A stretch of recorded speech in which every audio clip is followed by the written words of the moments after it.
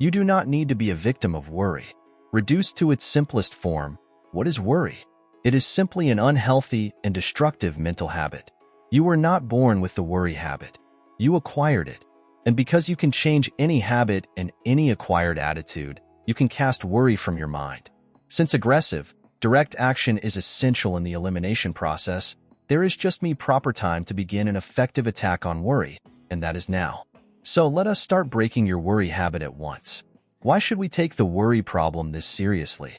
The reason is clearly stated by Dr. Smiley Blanton, eminent psychiatrist. Anxiety is the great modern plague. A famous psychologist asserts that fear is the most disintegrating enemy of human personality, and a prominent physician declares that worry is the most subtle and destructive of all human diseases. Another physician tells us that thousands of people are ill because of dammed-up anxiety. These sufferers have been unable to expel their anxieties, which have turned inward on the personality, causing many forms of ill health.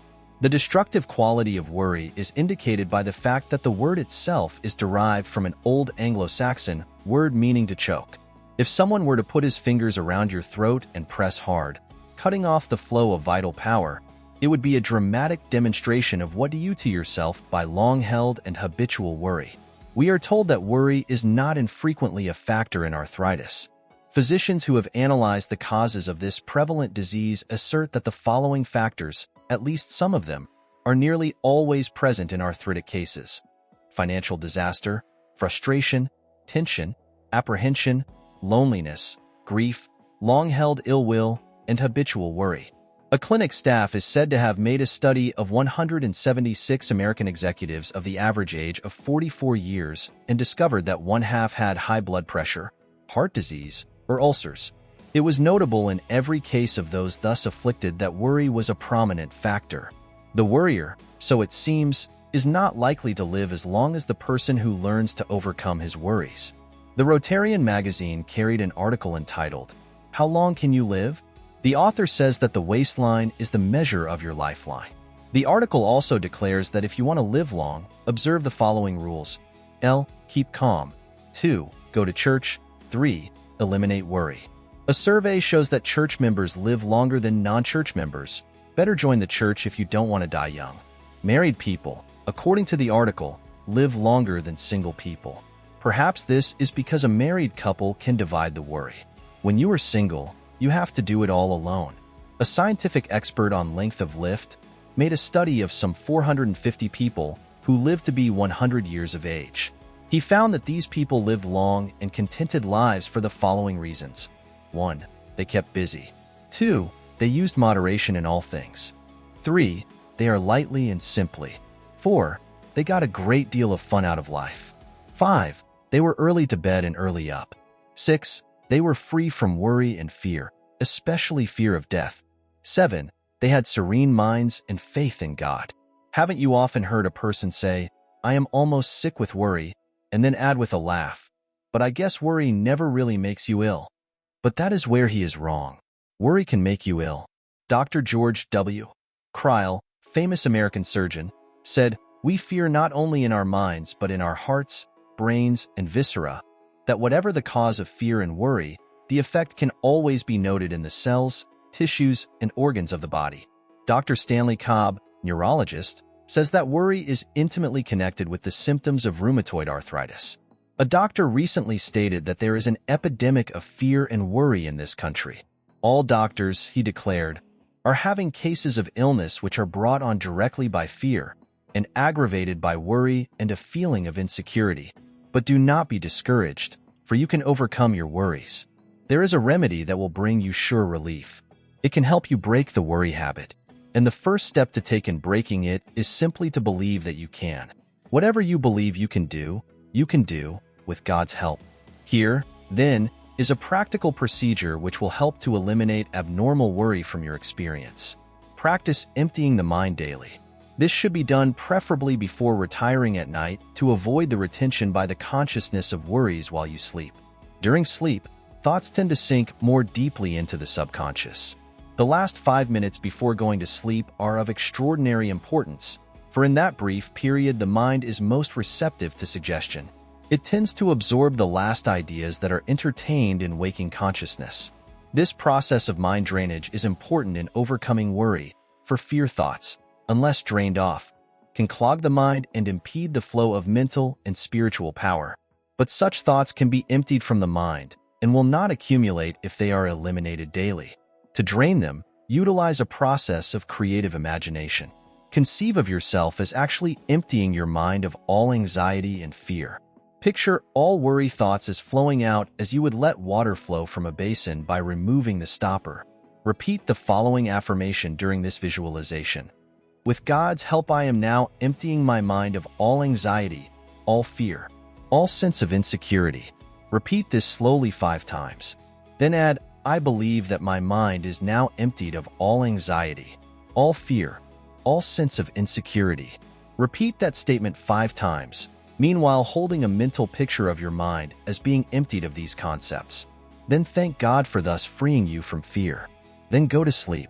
In starting the curative process, the foregoing method should be utilized in mid-morning and mid-afternoon as well as at bedtime. Go into some quiet place for 5 minutes for this purpose. Faithfully perform this process, and you will soon note beneficial results. The procedure may be further strengthened by imaginatively thinking of yourself as reaching into your mind and one by one removing your worries.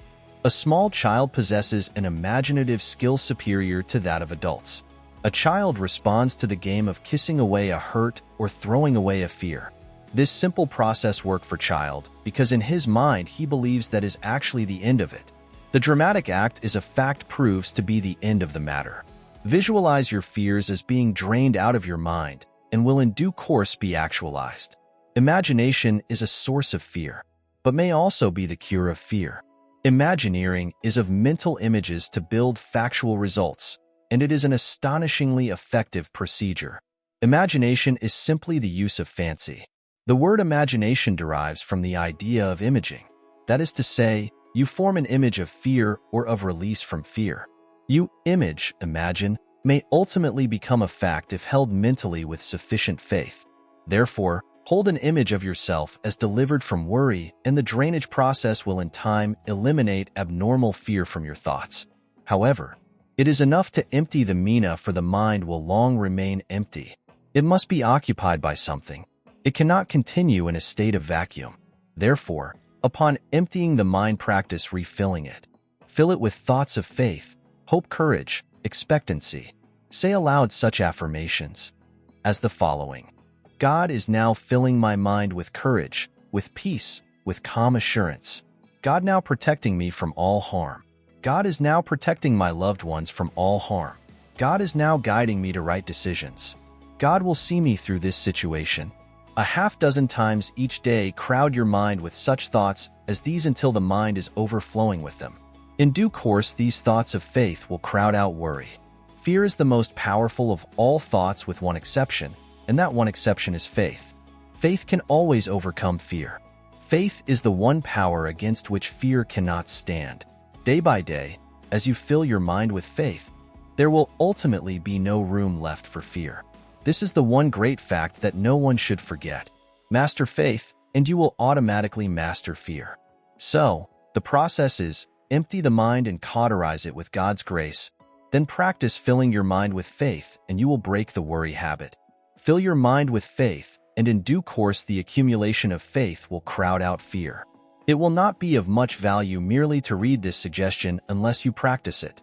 And the time to begin practicing it is now, while you think of it, and while you are convinced that the number one procedure in breaking the worry habit is to drain the mind daily of fear and fill the mind daily with faith.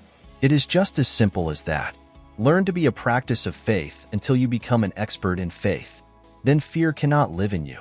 The importance of freeing your mind of fear cannot be overemphasized. Fear something over a long period of time, and there is a real possibility that by fearing you, may actually help bring it to pass. The Bible contains a line which is one of the most terrible statements ever made, terrible in its truth. For the thing which I greatly feared is come upon me, Job 3 verse 25. Of course it will, for if you fear something continuously, you tend to create conditions in your mind propitious to the development of that which you fear. An atmosphere is encouraged in which it can take root and grow. You tend to draw it to yourself. But do not be alarmed. The Bible also constantly reiterates another great truth: that which I have greatly believed has come upon me. It does not make that statement in so many words, and yet again and again and still again the Bible tells us that if we have faith, nothing is impossible unto us. And according to your faith, be it done unto you. So, if you shift your mind from fear to faith, you will stop creating the object of your fear and will, instead, actualize the object of your faith. Surround your mind with healthy thoughts, thoughts of faith, and not fear, and you will produce faith results instead of fear results. Strategy must be used in the campaign against the worry habit. A frontal attack on the main body of worry with the expectation of conquering it may prove difficult. Perhaps a more adroit plan is to conquer the outer fortifications one by one, gradually closing in on the main position. To change the figure, it might be well to snip off the little worries on the farthest branches of your fear. Then work back and finally destroy the main trunk of worry. At my farm, it was necessary to take down a large tree, much to my regret. Cutting a great old tree is fraught with sadness. Men came with a chainsaw, and I expected them to start by cutting through the main trunk near the ground. Instead, they put up ladders and began snipping off the small branches, then the larger ones, and finally the top of the tree. Then all that remained was the huge central trunk, and in a few moments my tree lay neatly stacked as though it had not spent 50 years in growing.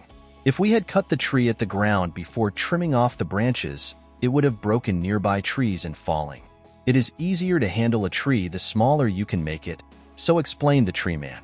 The vast tree of worry which over long years has grown up in your personality can best be handled by making it as small as possible. Thus, it is advisable to snip off the little worries and expressions of worry. For example, reduce the number of worry words in your conversation.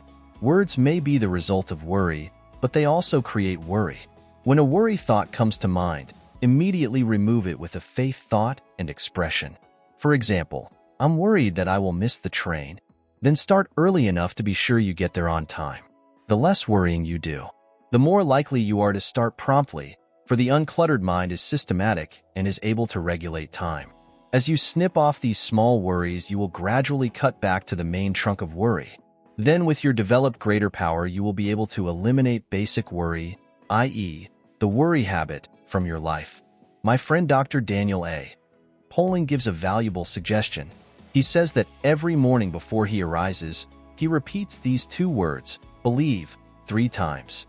Thus, at the day's beginning, he conditions his mind to faith, and it never leaves him. His mind accepts the conviction that by faith he is going to overcome his problems and difficulties during the day. He starts the day with creative, positive thoughts in his mind. He believes, and it is very difficult to hold back the man who believes. I related Dr. Poling's I believe technique in a radio talk and had a letter from a woman who told me that she had not been very faithful to her religion, which happened to be the Jewish faith. She said their home was filled with contention, bickering, worry, and unhappiness. Her husband, she declared, drank far too much for his own good and sat around all day doing no work. He weekly complained that he couldn't find a job. This woman's mother-in-law lived with her, and the latter whined and complained of her aches and pains all the while. This woman said that Dr. Poling's method impressed her, and she decided to try it herself. So, the next morning upon awakening, she affirmed, I believe, I believe, I believe. In her letter, she excitedly reported, it has been only 10 days since I started this plan, and my husband came home last night and told me he had a job paying $80 a week. And he also says that he is going to quit drinking. I believe he means it. What is even more wonderful, my mother-in-law has practically stopped complaining of her aches and pain. It is almost as if a miracle has happened in this house. My worries seem to have just about disappeared. That does indeed seem almost magical. And yet that miracle happens every day to people who shift over from negative fear thoughts to positive faith thoughts and attitudes. My good friend Howard Chandler Christie, the artist, had many a sound anti-worry technique. Scarcely ever have I known a man so filled with the joy and delight of life. He had an indomitable quality, and his happiness was infectious. My church has a policy of having the minister's portrait painted sometime during his pastorate. This portrait hangs in the minister's home until his death, when it reverts to the church and is placed in a gallery along with pictures of his predecessors. It is usually the policy of the board of elders and deacons to have a portrait painted when in their wise judgment the minister is at the height of his good looks. Mine was painted several years ago. While sitting for Mr. Christie, I asked, "Howard, don't you ever worry?" He laughed. "No, not on your life. I believe in it." "Well," I commented, "that is quite a simple reason for not worrying.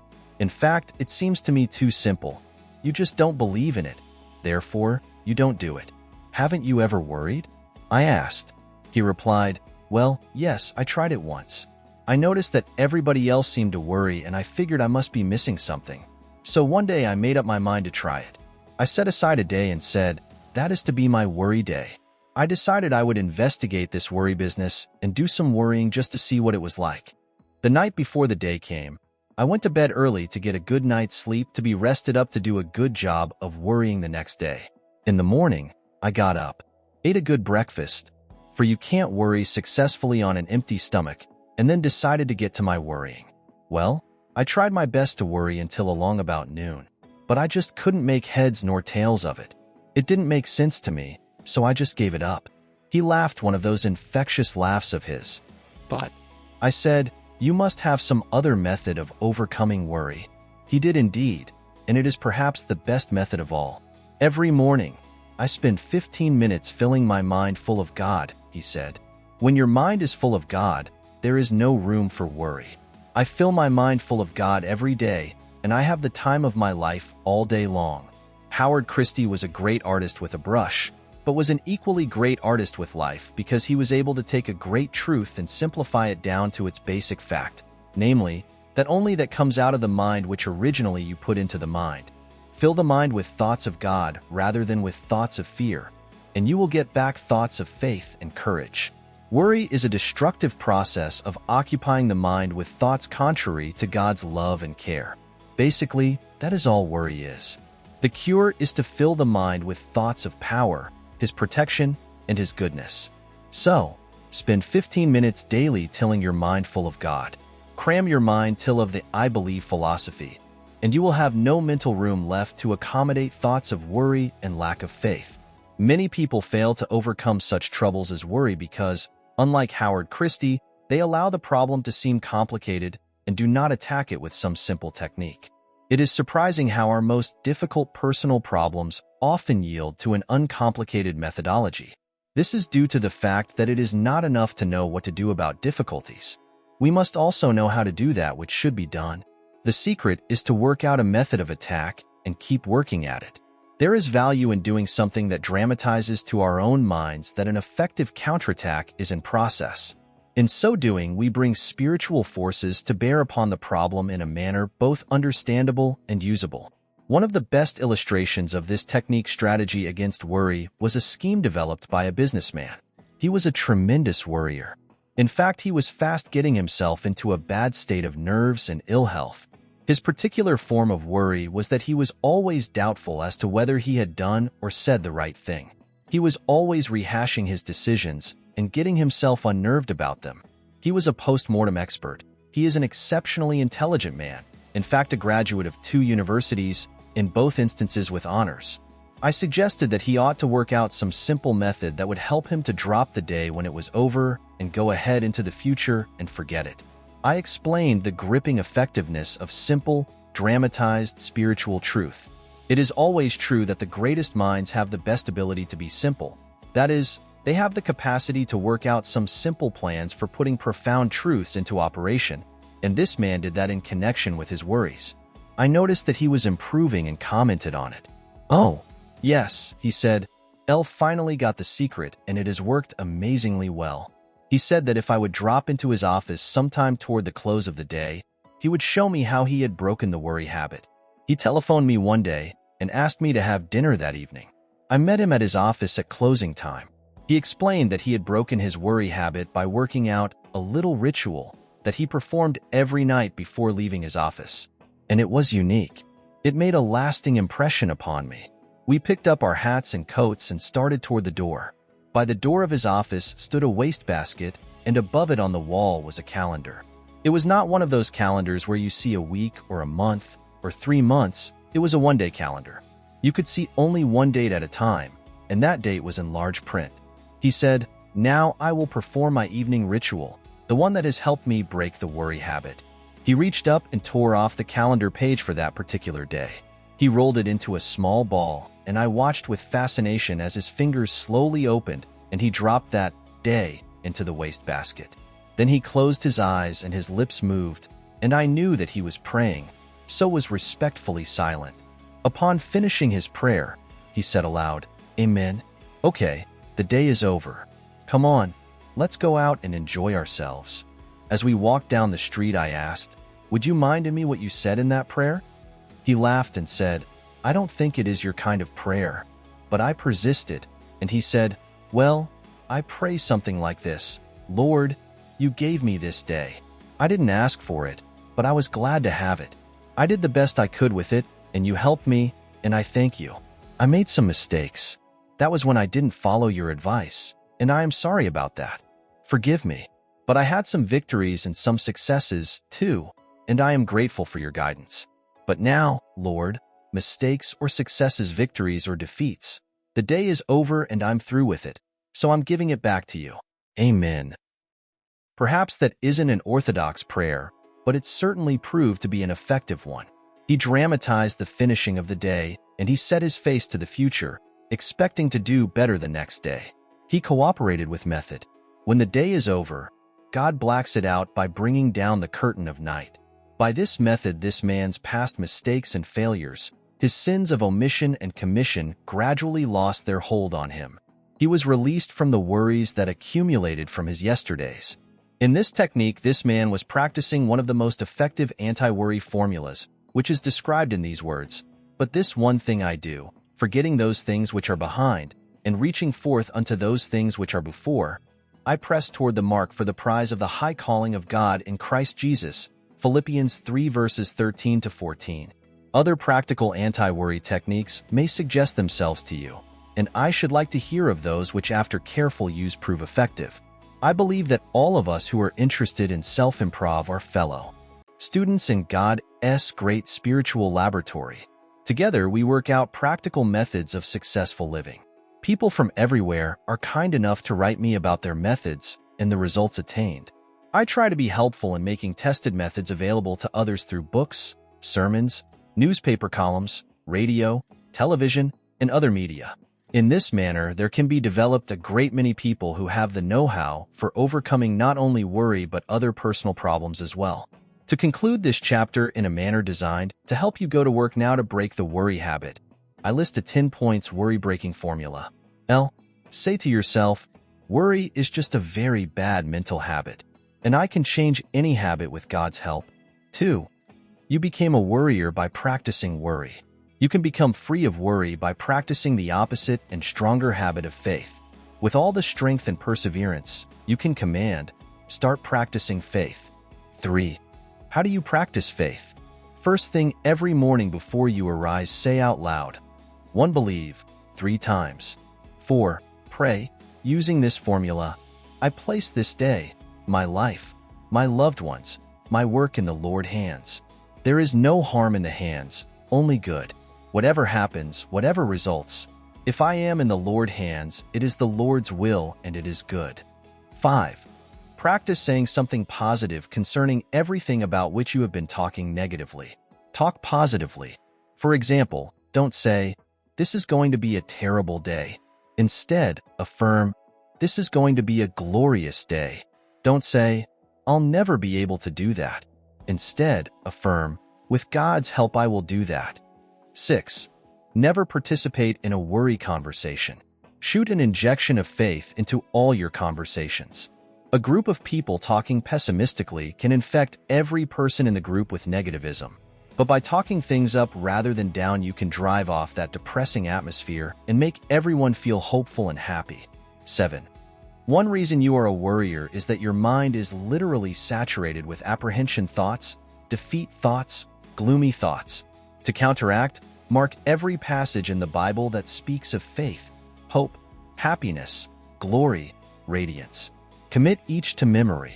Say them over and over again until these creative thoughts saturate your subconscious mind. Then the subconscious will return to you that you have given it, namely, optimism, not worry. 8. Cultivate friendships with hopeful people. Surround yourself with friends who think positive, faith-producing thoughts and who contribute to a creative atmosphere. This will keep you re-stimulated with faith attitudes. 9. See how many people you can help to cure their own worry habit. In helping another to overcome worry, you get greater power over it within yourself. 10. Every day of your life, conceive of yourself as living in partnership and companionship with Jesus Christ. If he actually walked by your side, would you be worried or afraid? Well, then, say to yourself, "He is with me." Affirm aloud, "I am with you always." Then change it to say, "He is with me now." Repeat that affirmation 3 times every day.